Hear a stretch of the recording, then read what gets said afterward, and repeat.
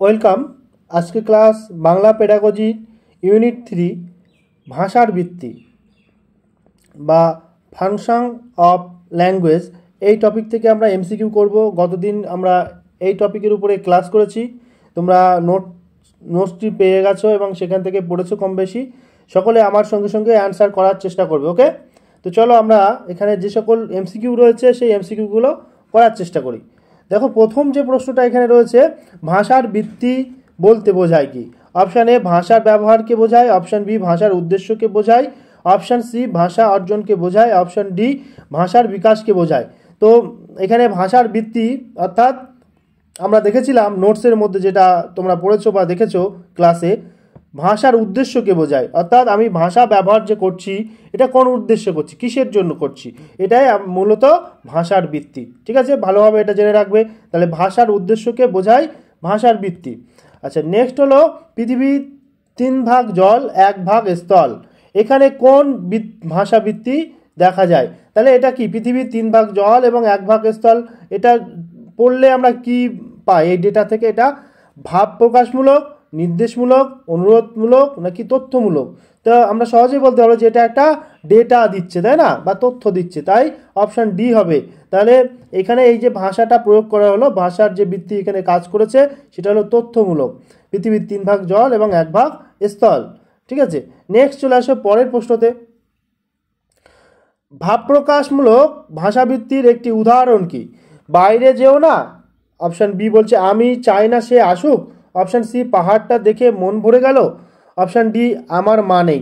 তাহলে এখানে ভাব প্রকাশমূলক অর্থাৎ একটা ভাব প্রকাশ করবে এখানে কথার মাধ্যমে। তাহলে এখানে দেখো পাহাড়টা দেখে মন ভরে গেল, এখানে পাহাড় দেখে তার ভিতরের যে অনুভূতি, সেই অনুভূতিটা ভাবের মাধ্যমে প্রকাশ করছে, মন ভরে গেল। দেখো এটা তার মনের ভিতরে যে ভাব সেটা এখানে প্রকাশিত হয়েছে, তাই অপশান সি হবে সঠিক উত্তর। নেক্সট চলে আসে পরের প্রশ্ন। রুশ ভাষাবিজ্ঞানী রোমান জ্যাকবসন কয়টি ভাষাভিত্তির কথা উল্লেখ করেছেন? এটা খুবই ইম্পর্টেন্ট, তোমরা জানো, বলে দিয়েছিলাম। দেখো 3টি, 4টি, 7টি এবং 6টি, এখানে অপশান ডি হবে সঠিক উত্তর। হ্যাঁ, 6টি ভাষাভিত্তির কথা জ্যাকবসন বলেছেন, মনে রাখবে এটা। হ্যাঁ, আচ্ছা, নেক্সট হলো জ্যাকবসন উল্লিখিত প্রথম ভাষাভিত্তিটি কি? প্রথম যে ভাষাভিত্তির কথা বলেছেন জ্যাকবসন সেটি কি? অপশান এ বস্তু বা ঘটনার দিক নির্দেশ, অপশান বি আবেদনমূলক, অপশান সি সামাজিক, অপশান ডি অধিভাষামূলক। তাহলে এখানে আমাদের সঠিক উত্তর অপশান এ হবে, ঘটনার দিক নির্দেশ বা বস্তু বা ঘটনার দিক নির্দেশ, এখানে সঠিক উত্তর অপশান এ হবে। নেক্সট চলে আসো পরের প্রশ্ন। জ্যাকবসন উল্লিখিত উৎসারণমূলক ভাষাভিত্তির একটি উদাহরণ দাও। জ্যাকবসন উল্লিখিত উৎসারণমূলক ইমোটিভ বিষয়টা এখানে তুলে ধরেছে। তাহলে ইমোটিভ বিষয়কে আমার এখানে জানতে হবে। ইমোটিভ বিষয় কি? অপশান এ দেখো, আমার থাকতে দে, এদিকে এসো, মরণ, যাবি তো যা। এখানে সঠিক উত্তর কি হবে? অপশান সি হবে, মরণ। তাহলে উৎসারণমূলক বা ইমোটিভ এখানে বলতে মরণ। আমরা কখনো কখনো এই শব্দটা ব্যবহার করে থাকি, এই ধরনের শব্দ, হ্যাঁ, কোনো কথার পরিপ্রেক্ষিতে। তাহলে এই ধরনের শব্দকে আমরা উৎসারণমূলক বলবো। তো এখানে অপশান সি হবে সঠিক উত্তর। নেক্সট হবে এই যে কোথায় চললে। এক্ষেত্রে বক্তা প্রশ্ন জিজ্ঞাসা করলেন, তামাশা করলেন, প্রাথমিকভাবে কারোর সঙ্গে যোগাযোগ করতে চাইলেন, নাকি কুশল কামনা করলেন? এখানে সঠিক উত্তর কি হবে?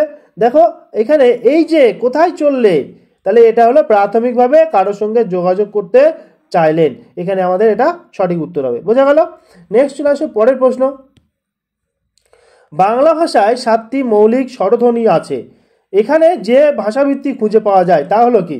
এখানে তাহলে কোন ভাষাভিত্তি রয়েছে এখানে? এই যে এখানে আমরা যে শব্দ ওয়ার্ডটা দেখেছি, যে সেন্টেন্সটি দেখেছি, সেন্টেন্সটা কি বলছে? যে বাংলা ভাষায় 7টি মৌলিক স্বরধ্বনি আছে। তাহলে এর মাধ্যমে আমরা কি পাচ্ছি? তথ্যমূলক, বর্ণনামূলক, পরিচয় জ্ঞাপনমূলক নাকি অধিভাষামূলক? তা আমরা জানি যখন ভাষার সম্পর্কে কোনো স্টেটমেন্ট, ভাষার জন্য ভাষা ব্যবহার হয়, তখন তাকে বলা হয় কি? অধিভাষামূলক বলি, তাই না?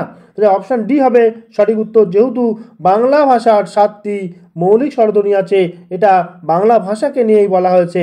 তাহলে আমরা জানি যে যখন হলো ভাষাকে নিয়েই ভাষার ব্যবহার, তখন তাকে বলা হবে অধিভাষামূলক বিষয়, ভাষার ভিত্তি।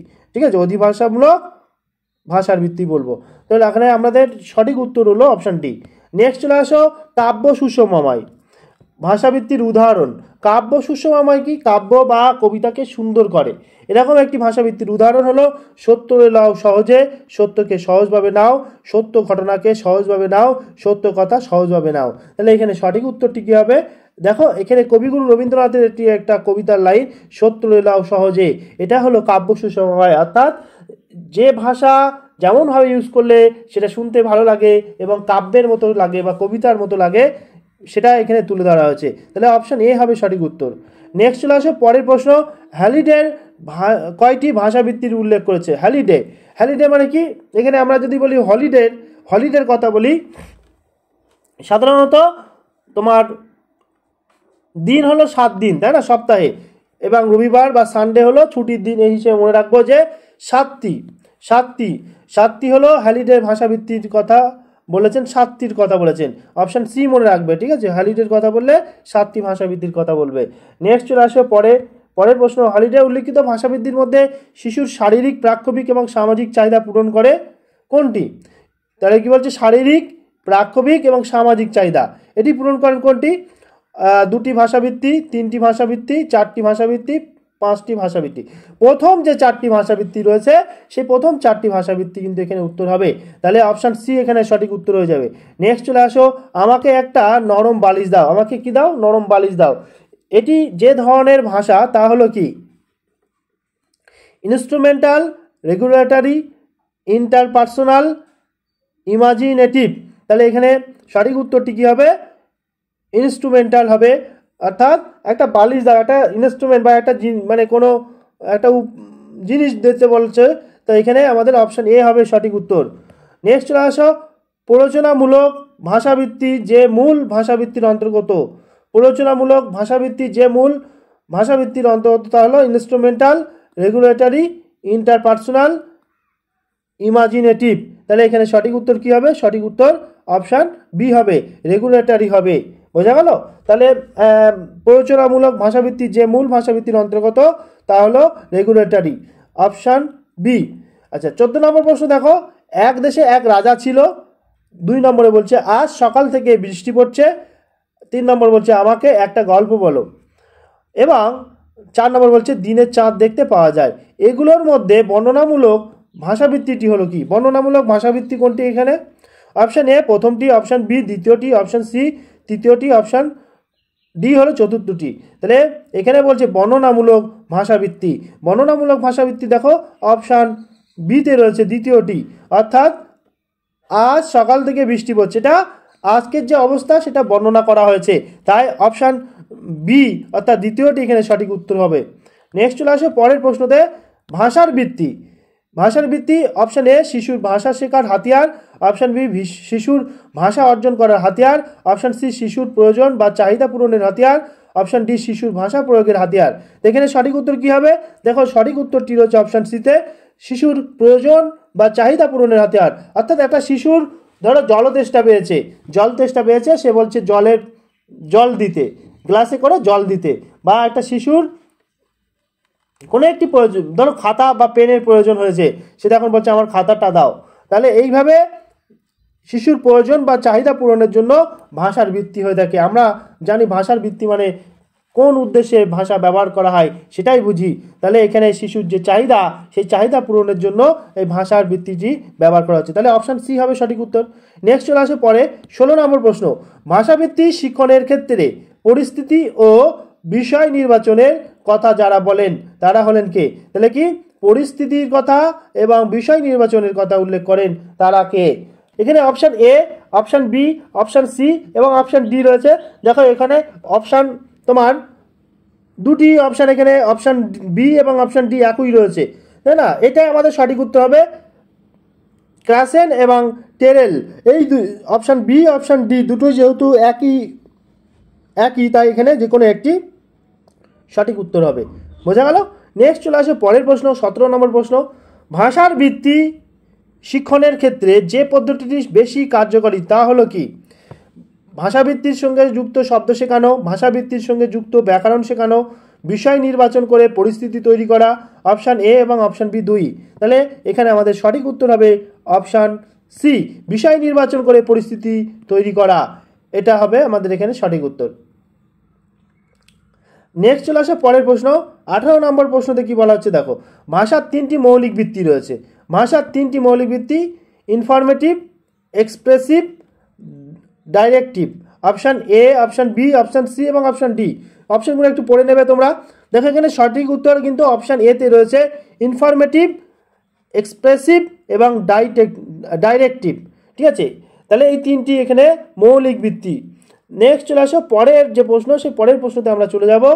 19 নম্বর প্রশ্ন, ডাইরেক্টিভটা কি? ডাইরেক্টিভ ভাষা ভিত্তির ক্ষেত্রে তথ্য থাকে, অনুভূতি এবং আবেগ থাকে, বর্ণনা থাকে, নির্দেশ বা অনুরোধ থাকে। তো এখানে সঠিক উত্তর কি হবে? Option D. দেখো ডাইরেক্টিভ মানে নির্দেশ করা বা অনুরোধ থাকে, তাই না? নির্দেশ বা অনুরোধ, অপশান ডি হবে সঠিক উত্তর।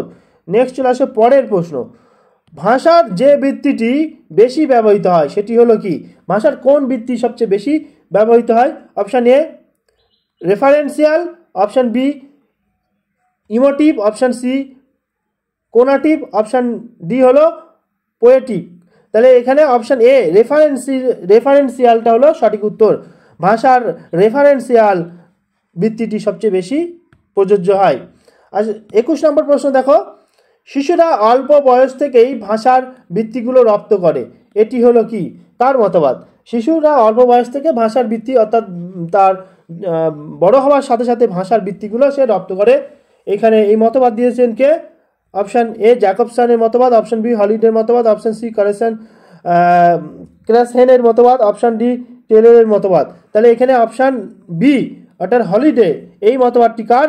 হলিডের মতবাদ। এবং এটি বাচ্চা শিশুদের কথা বলা হয়েছে। বাচ্চা শিশুরা হলিডে অর্থাৎ ছুটির দিনে বেশি মজা পায়, এইভাবে মনে রাখবে যে হলিডের কথা বলেছে। শিশুদের ক্ষেত্রে বললে এইভাবে রিলেট করে মনে রাখবে। নেক্সট চলে আসে পরেরটা, রেগুলেটরি ভাষাবৃত্তির ক্ষেত্রে শিশুরা খাদ্য চায়, জ্ঞান অর্জন করতে চায়, অন্যের আচরণ নিয়ন্ত্রণ করতে চায়, অন্যের কথা শুনতে চায়। তাহলে এখানে সঠিক উত্তর কি হবে? সঠিক উত্তর অপশান সিতে রয়েছে অন্যের আচরণ নিয়ন্ত্রণ করতে চায়, অন্যের আচরণ। তাহলে রেগুলেটরি ভাষাবৃত্তির ক্ষেত্রে একজন শিশু তার অন্যের আচরণটা নিয়ন্ত্রণ করতে চায়। তাই দেখবে যে শিশুরা বিভিন্ন রকম বাহানা করে তার অভিভাবকদের কাছে, অর্থাৎ অভিভাবকরা যেটা বলছে তার বিপরীত করছে, অর্থাৎ সে অভিভাবককে নিয়ন্ত্রণ করতে চাইছে এক্ষেত্রে।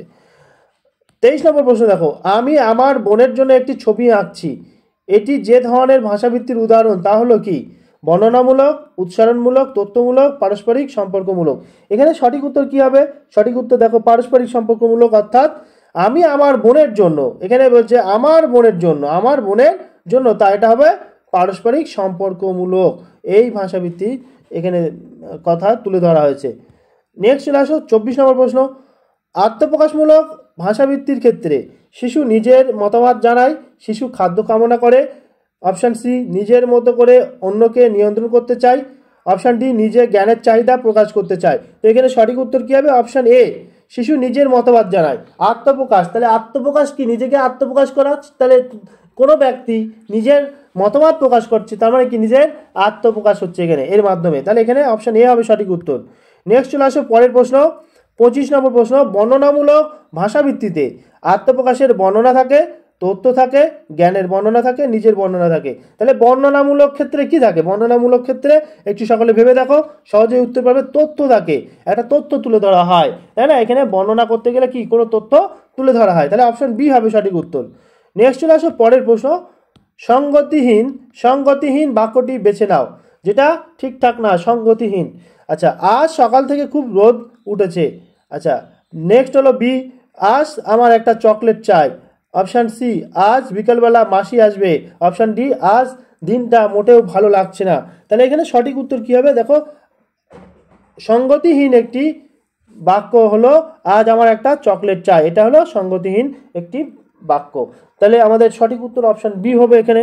ঠিক আছে, এইভাবে আমরা মোটামুটি মেন যে প্রশ্ন, এখানে কি ধরনের প্রশ্ন হতে পারে ভাষার ভিত্তি, এই টপিক থেকে মোটামুটি কিছু উদাহরণ এখানে তুলে ধরা হলো। এগুলো দেখে রাখবে এবং পরবর্তীকালে আরও আমরা প্র্যাকটিস করব বিভিন্ন টপিকের উপরে, সেখানে সবাই প্র্যাকটিসে অংশগ্রহণ করবে। ঠিক আছে, আর প্রতিটা ক্লাস তোমরা দেখবে এবং প্র্যাকটিস করবে। ঠিক আছে, তাহলে আজকে ক্লাস এই পর্যন্ত রাখলাম। নেক্সট আবার পরের ক্লাসে দেখা হচ্ছে। Thank you.